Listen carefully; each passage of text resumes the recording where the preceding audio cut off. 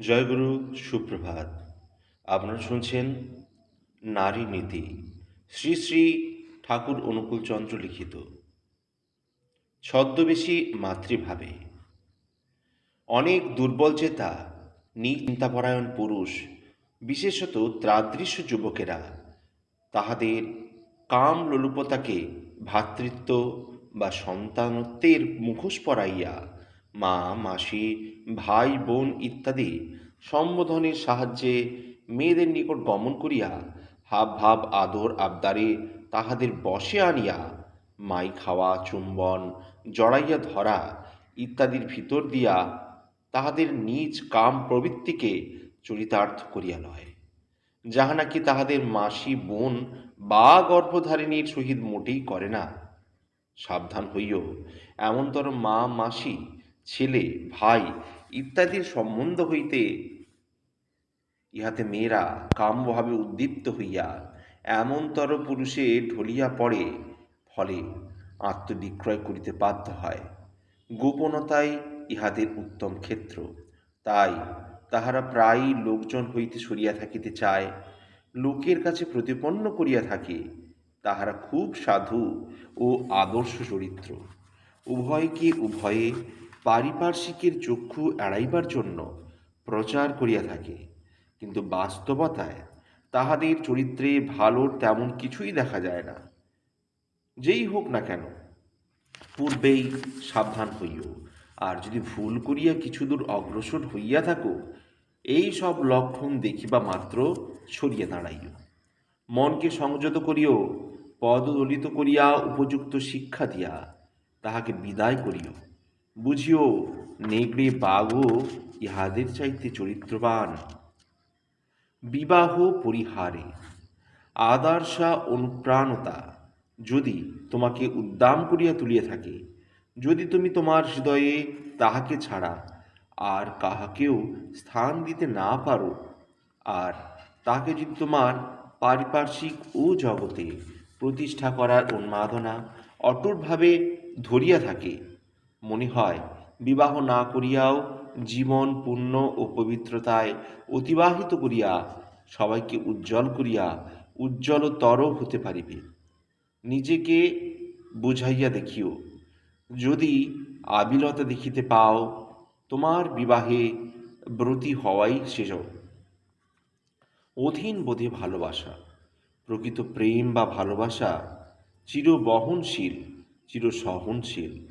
তাই তাহার প্রেমাস্পদকে নিরবিচ্ছিন্নভাবে সহিয়া থাকে, বহিয়া থাকে, বিরক্ত হয় না, অবশ হয় না, দুর্বল হয় না। সে তাহার প্রেমাস্পদকে এমন করিয়া সর্বতোভাবে সহ্য করে ও বহিয়া থাকে, আর এই সহ্য করা ও বহাতেই তাহার আনন্দ, উদ্যম ও উৎফুল্লতা।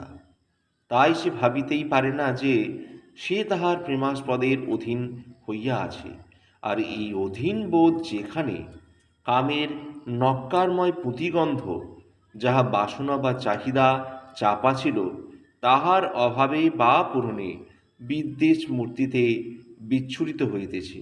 ঠিক জানিও, জননিত্যে জাতি, নারী হইতে জন্ম ও বৃদ্ধি পায়, তাই নারী জননী। আর এমনই করিয়া সে জাতিরও জননী। তাহার শুদ্ধতার ওপরেই জাতির শুদ্ধতা নির্ভর করিতেছে। স্খলিত নারী চরিত্র হইতে ব্যর্থ জাতি জন্মলাভ করিয়া থাকে। বুঝিও, নারীর শুদ্ধতার প্রয়োজনীয়তা কি।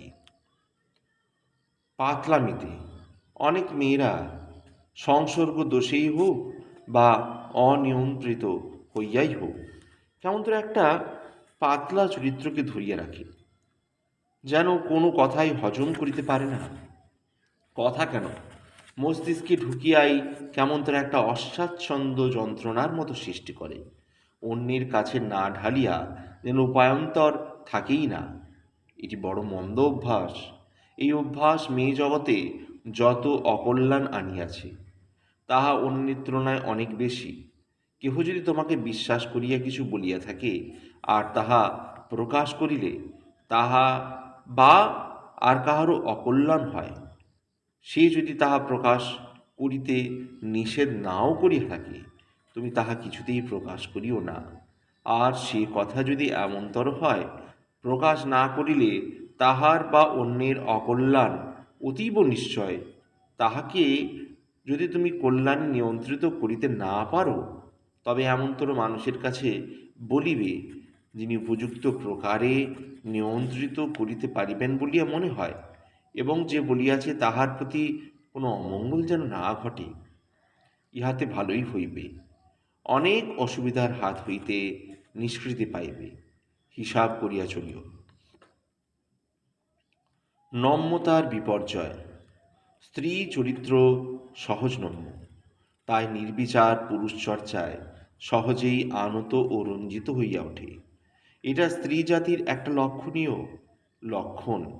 তাই উপযুক্ত বরই যদি পাইতে চাও, পুরুষ হইতে এমনতর দূরে থাকো, যাহাতে নজরে থাকে অথচ মিশ্রণ না ঘটে।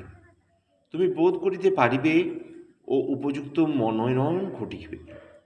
আর ওই নির্বিচার পরিচর্যার ফলে অধঃপতনের অশেষবিধ গুপ্ত আক্রমণ তোমাকে বিধ্বস্ত ও বিপন্ন করিয়া পতিত্বের তমসাচ্ছন্ন গহরে লইয়া যাইতে পারে। সজাগ থাকিও, সাবধান হইও। নম্যতার উৎকর্ষ। নারী প্রকৃতি নম্য, তাই সে ভালোকেও অটুটভাবে আঁকড়াইয়া ধরিতে পারে। আর এই ধরা প্রকৃত হইলে তাহা ব্যর্থ। জগৎকে উপেক্ষা করিয়াও যাহাকে আঁকড়াইয়া ধরিয়াছে, তাহাকে লইয়া অটলভাবে দাঁড়াইয়া থাকিতে পারে। তুমি যাহা হইতে তোমার জীবন, যশ ও বৃদ্ধি ক্রমোন্নতিতে পরিচালিত হয়, হ্রাস বা সমকে তাচ্ছিল্য করিয়াও তাহাকেই অটুটভাবে আঁকড়াইয়া ধরিও, উন্নয়ন তোমাকে কিছুতেই ত্যাগ করিতে পারিবে না। ইহা অতি নিশ্চয়। বর বরণে অসংশয়। যদি উপযুক্ত স্বামী লাভ করিতে চাও, পুরুষ হইতে দূরে থাকিও। কাহাকেও স্বামী ভাবে কল্পনা করিও না, কারণ ইহাতে মন কাম লোলুপ হইয়া তোমার দৃষ্টিকে অস্বচ্ছ করিয়া তুলিবে। কিন্তু যাহাকে স্বামী করিতে চাও, তাহার ইষ্ট আচার, বংশ, যশ, স্বাস্থ্য, শ্রদ্ধা, জ্ঞান ইত্যাদি তোমার কাম্য, সহনীয় ও বহনীয় কিনা অবলোকন করিও, এবং মঙ্গলাকাঙ্ক্ষী গুরুজনের সহিত আলোচনা করিও। প্রাপ্তিতে ভ্রান্তি কমই ঘটিবে। কাম প্রবৃত্তিতে স্বামী স্ত্রী। শুধু কাম প্রবৃত্তি কখনো কাহাকে প্রকৃত স্বামী বা স্ত্রী করিতে পারে নাই। চাটুতার বিপর্যয়। অনেক মেয়ে সৌন্দর্যের সুখ্যাতি, কোনো কাজে বাহাদুরি, প্রশংসা, উপহার ইত্যাদি স্ত্রী বা পুরুষ, বিশেষত পুরুষের কাছে পাইলে তাহাতে হঠাৎ এতটাই ধলিয়া পড়ে, তখন দুষ্ট ব্যক্তি কায়দা করিয়া যাহা ইচ্ছা করাইয়া লইতে পারে। কিন্তু তুমি সাবধান হইও, সুখ্যাতিতেই হোক আর নিন্দাতেই হোক, নিজত্বে অটুট থাকিয়া প্রয়োজন মতো যাহা ভালো বিবেচনা করো, এমনতর ভাবে চলিও, কলঙ্ক হইতে রক্ষা পাইবে। নারীতে পূর্বপুরুষ। গর্বের সহিত স্মরণ করিও, তোমাতে যে জীবন প্রবাহিত হইতেছে, তাহা তোমার পূর্বপুরুষদিগকে বহন করিয়া তাহাকে অর্ঘ্য দিয়া তোমার পূর্বপুরুষ প্রীত ও ফুল্ল হন মনে করো। যাহারা বা যে বংশের চরণ স্পর্শে তাহারা ধন্য হন মনে করো, তুমি নতজানু হইয়া তাহারই চরণে অবনত হইও, তাহাকেই বরণ করিও, স্বামী সম্বোধন তাহাকেই করিও।